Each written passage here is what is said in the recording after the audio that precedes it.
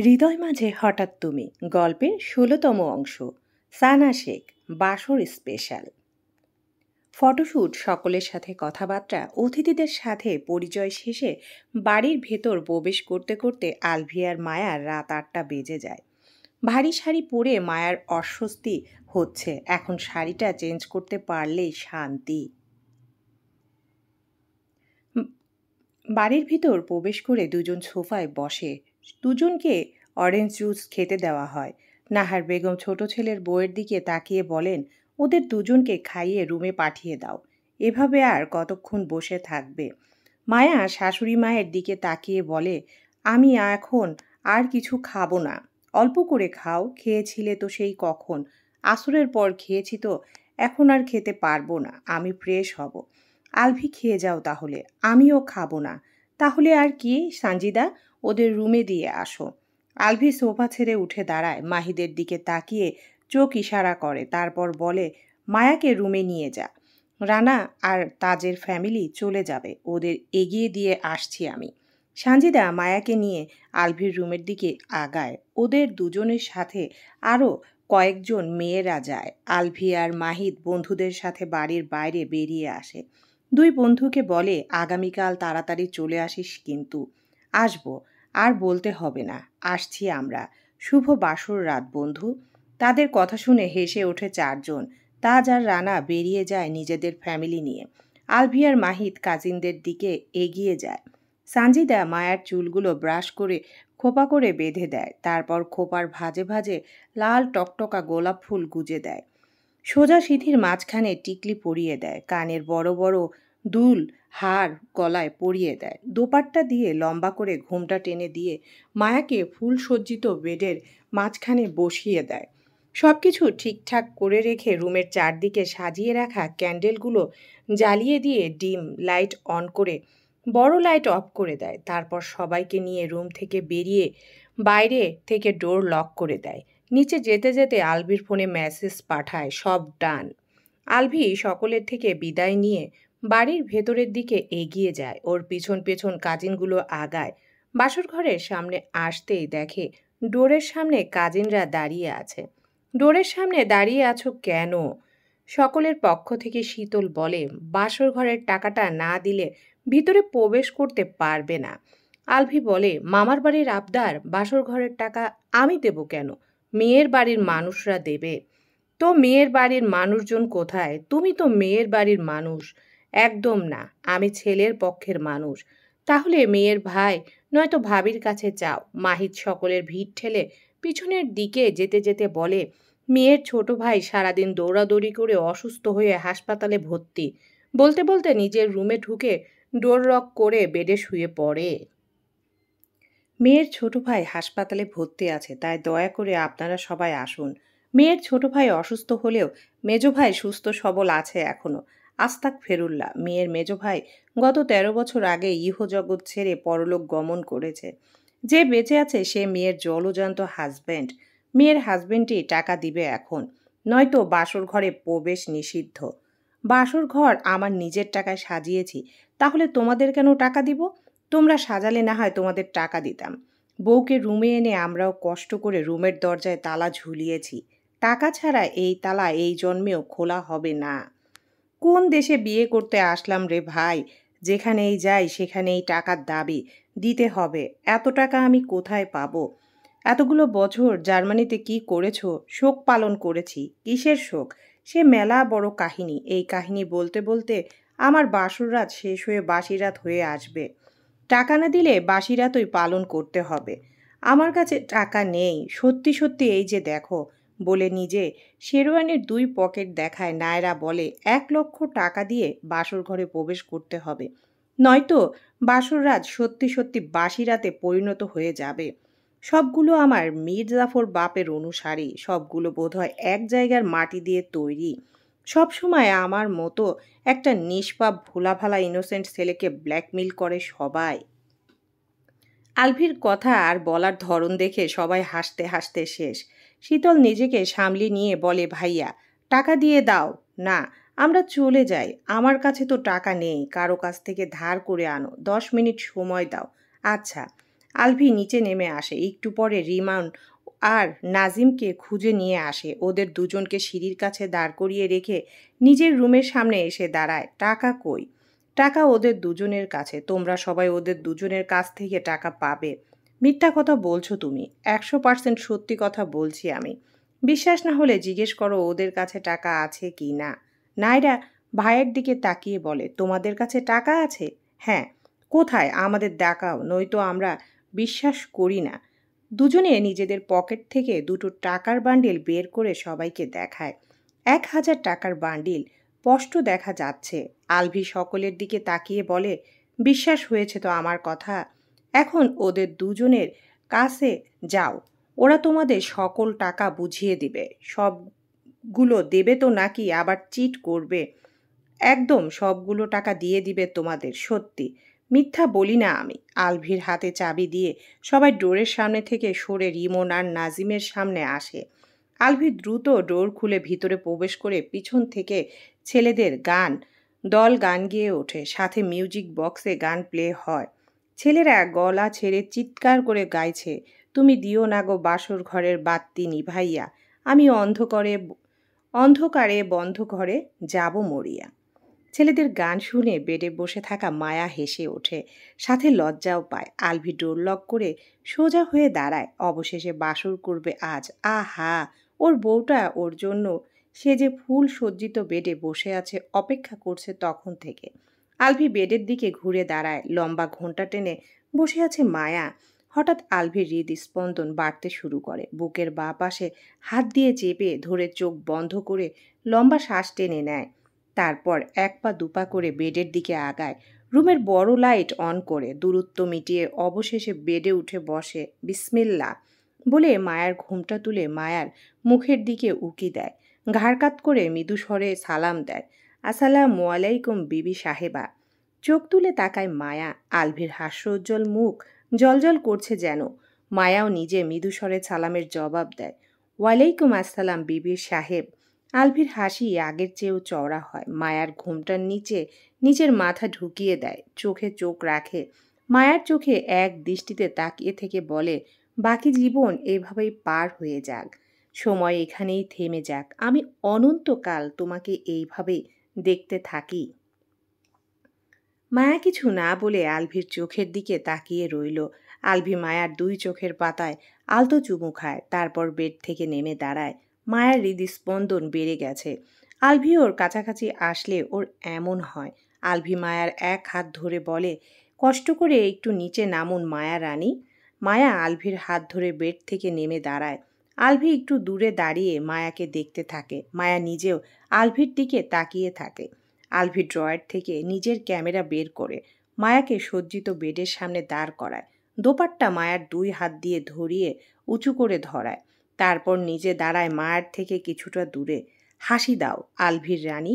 মায়া হাসে। পরপর কয়েকবার ক্যামেরায় ক্লিক হয়। নতুন পোজ দাও সাহেবের বিবি। মায়া ঘুরে ফিরে অনেকগুলো পোজ দেয়। আলভি মায়াকে বেডে বসিয়ে গোল করে শাড়ি ছড়িয়ে দেয়। দোপাট্টা খুলে দিয়ে মায়াকে উপরের দিকে তাকাতে বলে। মায়া উপরের দিকে তাকায়। বেডের উপর দাঁড়িয়ে মায়ার ফটো তুলে আলভি। এই ফটোগুলো সবচেয়ে বেশি সুন্দর হয়েছে। মায়ার পার্সোনাল ফটোগ্রাফার আলভির ফটো তোলা শেষ হলে মায়াকে বেড থেকে নামায় আবার। মায়া আলভির মুখের দিকে তাকিয়ে বলে, এসব এখন খুলি? হ্যাঁ, আসো আমি খুলে দিচ্ছি। মায়া টুলের উপর বসে। আলভি আগে জুয়েলারিগুলো খুলে দেয়। তারপর খোপায় লাগানো ফুলগুলো একটা একটা করে খুলে দেয়। ভারী শাড়ি নিজে খুলে নিয়ে সোফার উপর রাখে। লজ্জায় দুমড়ে মুচড়ে যায় মায়া। আলমারি থেকে হালকা শাড়ি বের করতে করতে বলে, এমন লজ্জা পাচ্ছ মনে হচ্ছে আজকেই প্রথম দেখছো আমাকে, অথচ আমি তোমার 13 বছরের পুরনো স্বামী। তুমি নির্লজ্জ বলে কি আমিও নির্লজ্জ নাকি? এইটুকু শরীরে এত লজ্জা শরম কোথায় স্টক করে রেখেছো দেখি? একটু বলেই মায়ার হাত ধরে মায়া আলভির হাত থেকে থাবা দিয়ে শাড়িটা নিয়ে দ্রুত ওয়াশরুমে প্রবেশ করে। আলভি ওয়াশরুমের দিকে তাকিয়ে বলে, যা বাবা, দেখতেও দিল না। এত লজ্জা শরম কোথায় স্ট্রোক করে রেখেছে? 1 ঘন্টার মধ্যে ওই লজ্জা শরম স্টক আউট করতে হবে। কথা বলতে বলতে ড্রেসিং টেবিলের সামনে এসে দাঁড়ায়, শেরওয়ানি খুলে রেখে দেয়, পায়জামা খুলে নর্মাল ট্রাউজার পরে নেয়, গায়ে জড়ায় নতুন একটা শুভ্র রঙা পাঞ্জাবি। আলভির সাদা ড্রেস পরতে একটু বেশিই ভালো লাগে। শাড়ি পরে মেকআপ রিমুভ করে ফ্রেশ হয়ে অজু করে বেরিয়ে আসে মায়া। আলভি নিজেও ওয়াশরুমে প্রবেশ করে, 5 মিনিটে আবারও বেরিয়ে আসে। হাত মুখ মুছে নিজের গায়ের সাথে মায়ার গায়েও আতর দিয়ে দেয়। আগে পিছে করে জায়নামাজ বিছিয়ে দেয় মায়া। আলভি সামনে দাঁড়ায়, পিছনে দাঁড়ায় মায়া। 2 রাকাত নফল নামাজ আদায় করে উঠে দাঁড়ায় দুজনেই। জায়নামাজ ভাঁজ করে তুলে রাখে আলভি। মায়াকে বেডে নিয়ে গিয়ে বসতে বলে, নিজের পাঞ্জাবি খুলে রাখে। আলমারির ভেতর থেকে ছোট্ট একটা বক্স বের করে এগিয়ে আসে। বড় লাইট অফ করে বেডে উঠে বসে। ডিম লাইট আর ক্যান্ডেল লাইটের লাল নীল আলোতে মায়ার মুখশ্রী আরও মায়াময় হয়ে উঠেছে। বক্সটা মায়ার হাতে তুলে দেয় আলভি। কি আছে বক্সের ভেতর, খুলে দেখো। আলভির দিক থেকে দৃষ্টি সরিয়ে বক্সের দিকে দেয়। বক্সের উপরে ঢাকনা খুলতেই বক্সের ভেতরে লাইট জ্বলে ওঠে। লাইটের আলোয় মায়ার চোখ মুখ আরও জ্বলজ্বল হয়ে ওঠে। এই মুহূর্তটা পুরো স্বপ্নের মতো লাগছে মায়ার কাছে। বক্সের ভেতরে থাকা আংটিটা বের করে মায়ার আঙ্গুলে পরিয়ে দেয়। তারপর হাতের উল্টো পিঠে চুমু খায়। তারপর ট্রাউজারের পকেট থেকে হাতে স্বর্ণের চেনটা বের করে চেনটা নিজেই পরিয়ে দেয় মায়ার গলায়। সর্বশেষ মায়ার মুখে সামনে হাত পাতে মায়ার চোখের দিকে তাকিয়ে বলে, এবার আমার গিফটও দাও। মায়া চোখে মুখে অসহায়ত্ব ফুটিয়ে তুলে বলে, আমি তো তোমার জন্য কোনো গিফট আনিনি। কেন আনুনি? বাসর রাতে যে হাজবেন্ডকে গিফট দিতে হয় সেটা তো আমি জানতাম না, কেউ তো বলেও নি। এত বড় একটা গিফট থাকতে আলাদা কোনো গিফটের প্রয়োজন নেই আমার। বড় গিফট তুমি নিজেকেই গিফট করে দাও আমাকে। তোমার চেয়ে বড় গিফট এই দুনিয়ায় আমার জন্য আর আছে নাকি? সারা জীবনের জন্য তোমাকে গিফট করে দিলাম পুরো আমিটাকে। আলভি এক ঝটকায় মায়াকে টেনে আনে নিজের অতি নিকটে। মায়ার কোমর পেঁচিয়ে ধরে এক হাতে মায়ার ঘাড়ে মুখ গুজে আলতো করে চুমু খেয়ে বলে, গিফট একসেপ্ট করে নিলাম অনন্তকালের জন্য। ফজরের নামাজ শেষ করে মায়ার কোলের উপর মাথা রেখে লম্বা হয়ে শুয়ে পড়ে আলভি। মায়া আলভিকে সরিয়ে দেওয়ার চেষ্টা করে বলে ওঠে, বিছানায় গিয়ে ঘুমাও। এখানে ঘুমাবো আমি। আমার ঘুম পাচ্ছে এখন, আর তাকিয়ে থাকতে পারছি না। সারা রাত একটুও চোখ বন্ধ করতে দাওনি তুমি। আলভি শোয়া থেকে উঠে দাঁড়ায়। মায়া নিজে উঠে দাঁড়িয়ে জায়নামাজ দুটো ভাঁজ করে আলমারিতে তুলে রাখে। ভেজা চুলের খোপা খুলে দিয়ে বেডে উঠে শুয়ে পড়ে। আলভি লাইট অফ করে দেয়। তারপর নিজেও বেডে উঠে মায়াকে জড়িয়ে ধরে শুয়ে পড়ে। চোখ বন্ধ রেখেই বলে, এসি তো অন করাই আছে, তাহলে আবার ফ্যান অন করলে কেন? ফ্যানের বাতাসে চুল শুকিয়ে যাবে, আলাদা করে আর শুকাতে হবে না। ভীষণ শীত করছে এখন। ফ্যান না হয় এসি, দুটোর একটা বন্ধ করো। আলভি শোয়া থেকে উঠে বসে। পায়ের নিচ থেকে ব্ল্যাঙ্কেট তুলে গায়ে জড়িয়ে তারপর আবারও মায়াকে বাহু বন্ধনে শক্ত করে আবদ্ধ করে বলে, এখন আর শীত করবে না। মায়ার ঘুম ভেঙে যায়। আলভি আগের মতো করে ধরে রেখেছে। এক হাত বের করে নিজের ফোনটা হাতে নেয়। পাওয়ার বাটন চেপে টাইম দেখে নেয়। আলভির হাত সরিয়ে দিয়ে উঠে বসতেই আলভির ঘুম ভেঙে যায়। উপর হয়ে মায়ার কোমরে এক হাত জড়িয়ে ধরে চোখ বন্ধ রেখে ঘুম ঝরানো গলায় বলে, কেন ওঠো? 8:12 বেজে গেছে। শুয়ে থাকো এখন। উঠে কি করবে? তুমি শুয়ে থাকো, ছাড়ো আমাকে। আলভির হাত সরিয়ে দিয়ে বেড থেকে নেমে দাঁড়ায়। রুমের লাইট অন করে। এলোমেলো চুলগুলো হাত খোপা করে নেয়। তারপর এলোমেলো শাড়ি কোনো রকমে ঠিক করে ওয়াশরুমে প্রবেশ করে। ফ্রেশ হয়ে এসে দেখে আলভি শোয়া থেকে উঠে বেডে গুছিয়ে ঝিম ধরে বসে রয়েছে। মায়া ড্রেসিং টেবিলের সামনে এসে দাঁড়ায়। আলভি বেড থেকে নেমে ওয়াশরুমে প্রবেশ করে। কয়েক মিনিট পরে ফ্রেশ হয়ে বেরিয়ে আসে। টাওয়াল দিয়ে হাত মুখ মুছতে মুছতে মায়ার পেছনে এসে দাঁড়ায়। টাওয়াল সোফার উপর ছুঁড়ে দিয়ে মায়াকে পেছন থেকে জড়িয়ে ধরে। কি করছো? জড়িয়ে ধরেছি। শাড়ি ঠিক করব আমি, ছাড়ো এখন। ছেড়ে দেয় আলভি। রুম থেকে বের হও। কেন? শাড়ি ঠিক করব আমি। করো, আমি কি বাধা দিচ্ছি নাকি? এই 1 মিনিট তুমি কি আমার সামনে শাড়ি ঠিক করতে লজ্জা পাচ্ছ? এত কিছুর পরেও তোমার লজ্জার স্টক শেষ হয়নি? উল্টাপাল্টা কথা না বলে বের হও এখান থেকে। গিয়ে ভাবিকে আসতে বলো। ভাবিকে কেন আসতে বলবো? শাড়ি পরিয়ে দেওয়ার জন্য। শাড়ি আমি পরাবো তোমাকে। তুমি শাড়ি পরাতে জানো? জানি না, এখন শিখে যাব। এখন সোজা হয়ে দাঁড়াও। মায়ার কোনো কথা না শুনে নিজে শাড়ি পরানোর জন্য উদ্যত হয়। জোর করে আঁচল নামিয়ে নেয়। আলভির জেদের কাছে না পেরে মায়া বলে, আমি পরছি, তুমি শুধু একটু আমাকে সাহায্য করো। আচ্ছা। শাড়ি প্যাচ দিয়ে কুচি করে নেয় মায়া। আলভি নিচে হাঁটু মুড়ে বসে কুচিগুলো ঠিক করে সমান করে দেয়। খুব একটা সময় লাগে না, দ্রুতই শাড়ি পরানো হয়ে যায়। আলভি মায়ার মুখের দিকে তাকিয়ে বলে, শাড়ি পরানো তো একদম ইজি, 5 মিনিটেই হয়ে যায়। কত সুন্দর করে শাড়িটা পরালাম দেখো। মায়া কপাল ভুরু কুঁচকে বলে, শাড়ি তুমি পরিয়েছ? হ্যাঁ, কয়েকটা কুচি ধরলে আর একটা সেফটি পিন লাগিয়ে দিলেই শাড়ি পরানো হয়ে যায়। কষ্ট করে শাড়ি পরলাম আমি, আর সে নিজেকে ক্রেডিট দিচ্ছে। শাড়ি আমি পরিয়েছি। হ্যাঁ, আমি তো শুধু দাঁড়িয়েছিলাম চুপচাপ। দাঁড়াও দেখি। মায়াকে দাঁড় করিয়ে ঘুরিয়ে ফিরিয়ে দেখে নেয় আলভি, কোথাও দিয়ে পেট দেখা যাচ্ছে কি না। লম্বা করে ঘুমটা টেনে দেয় আলভি নিজেই। তারপর বলে, রুম থেকে বের হবে না একদম। বেডে উঠে শুয়ে থাকো, নয়তো বসে থাকো। যার দেখতে ইচ্ছে হবে রুমে এসে দেখে যাবে। আমার কথা যেন মনে থাকে, রুম থেকে বের হবে না। বাইরে গেলে সকলের সামনে ঘোমটা ফেলে উল্টে পাল্টে দেখবে সবাই। ঠিক আছে। মায়া বেডে উঠে বসে। রুমেই যখন থাকবে তখন এক হাত ঘোমটা টেনে দিতে হবে কেন? আলভি ডোর খুলে রুম থেকে বেরিয়ে যায়। ড্রয়িং রুমে আলভি আসতেই শীতল, নীরারা সহ বাকি মেয়েরা আলভিকে ঘেরাও করে ধরে। আর যদি ড্রয়িং রুমে আলভি আসতেই শীতল, নায়রা সহ বাকি মেয়েরা আলভিকে ঘেরাও করে ধরে। আলভি কপাল ভুরু কুঁচকে বলে, এখন আবার কোন দাবিতে টাকা চাই? ড্রয়িং রুমে থাকা সকলে ওদের দিকে তাকায়। নায়রা বলে, তুমি আমাদের ঠকিয়েছ। কিভাবে ঠকালাম? 10,000 টাকা দিয়েছ রাতে গেটে। এত কিপটা কেন তুমি? 10 টাকা দিয়ে একটা বেলুন কেননি, এক গ্লাস শরবত দাওনি কেউ। 10 টাকা দিয়ে একটা মোমবাতি কিনে দাওনি। সেখানে যে 10,000 টাকা দিয়েছি সেটাই তো অনেক। বিয়ে করে লাভ কোথায়? সব দিক থেকে শুধু জামাইয়ের লস। লাভ শুধু শুধু হয় শালা শালিদের আর বাকিদের। আমার তো কোনো লাভই হলো না। বিয়ে করে এত সুন্দর একটা বউ পেয়েছো, আর কি চাও? বউটা তো আমার নিজেরই ছিল। তো তুমি কি অন্যের বউকে বিয়ে করতে চেয়েছিলে? আস্তাগফিরুল্লাহ, নাউজুবিল্লাহ, বলে কি?